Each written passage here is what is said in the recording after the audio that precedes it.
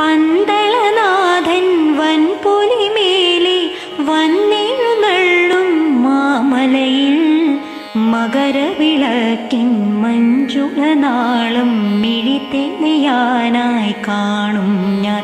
ഓദയാമയാ പരാൽ പര ശരണജപങ്ങളോടെ നിൽക്കവേ ഒരു നീട്ടിരിക്കു പകരം മിരിഞ്ഞു നരജന്മമെന്നും മുരുകും.